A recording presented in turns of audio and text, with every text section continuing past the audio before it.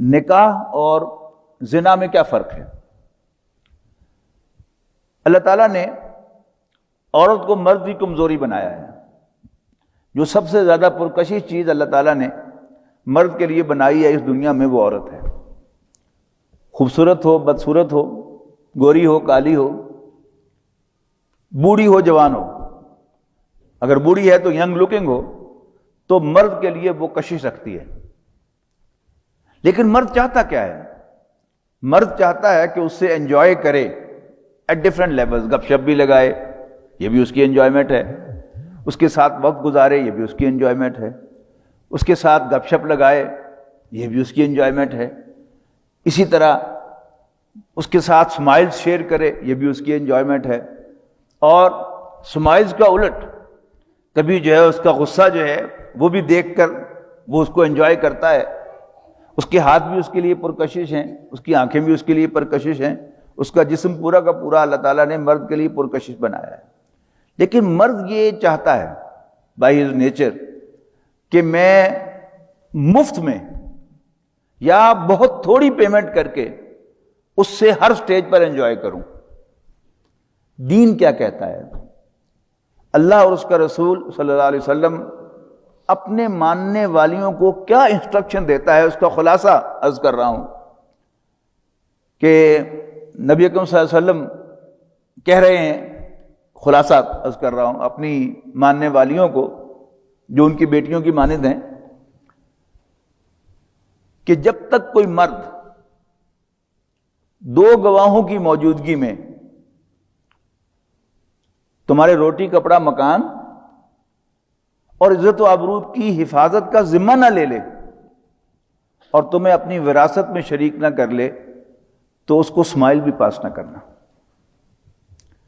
جب مرد کیا چاہتا ہے کہ ذرا اس کی تعریف کر کے، ذرا اس کو ایک کپ چائے پلا کر، یا اس کو کوئی اور مشروب پلا کر، یا اس کے کپڑوں کی تعریف کر کے، یا اس کی شکل و شباہت کی تعریف کر کے، یا کسی اور ٹیلنٹ کی تعریف کر کے وہ اس سے انجوائے کرے جہاں تک وہ کر سکے. جس جگہ پر بھی عورت جو ہے وہ اس کے چکر میں گرفتار ہو جائے اس سے انجوائے کرے.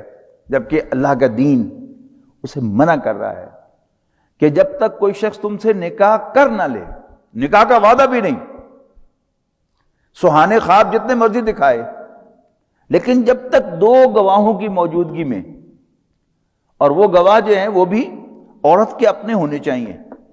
ذہن میں رکھیے گا اس بات کو.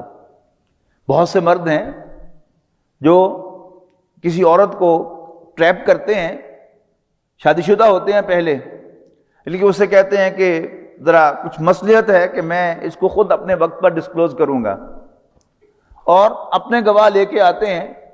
کوئی رجسٹریشن وغیرہ نہیں ہوتی نکاح کی، اور شو یہ کرتے ہیں کہ جو بچی یہ چاہتی ہو کہ نہیں یہ حرام راستہ ہے، میں نے اس کو اختیار نہیں کرنا، تو نکاح بھی رچا لیتے ہیں، اور 7-8 سال اس کی زندگی جو ہے اس کو برباد کر کے پھر کہتے ہیں کہ جی نہیں میرے حالات اجازت نہیں دیتے، میرے بیوی بچے نہیں مانتے، آئی ایم سوری.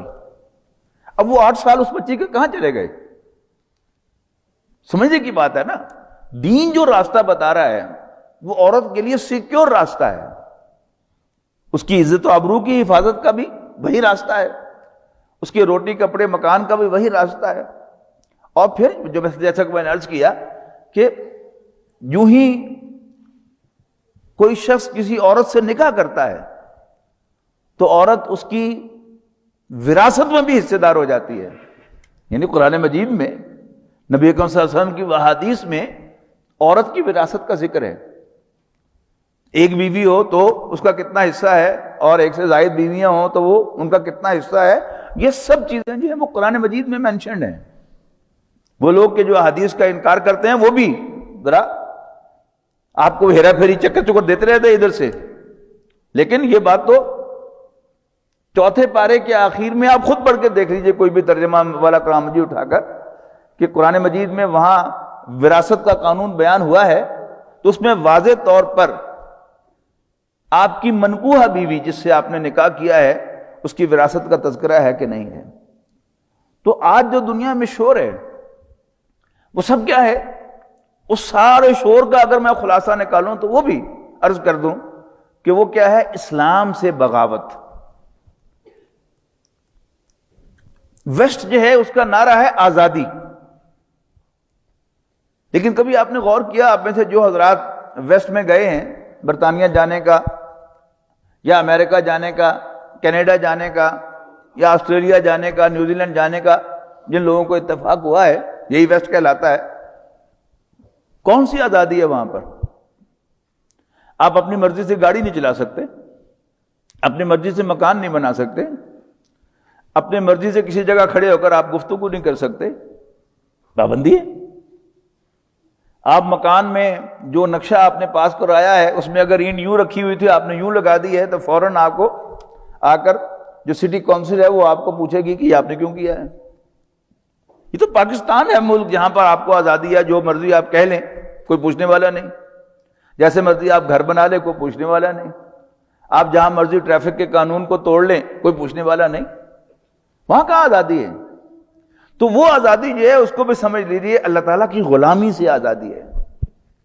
تو اسی کا وہ اپنا مذہب، اپنا دین، اپنے نظریات کو ایکسپورٹ کر رہے ہیں.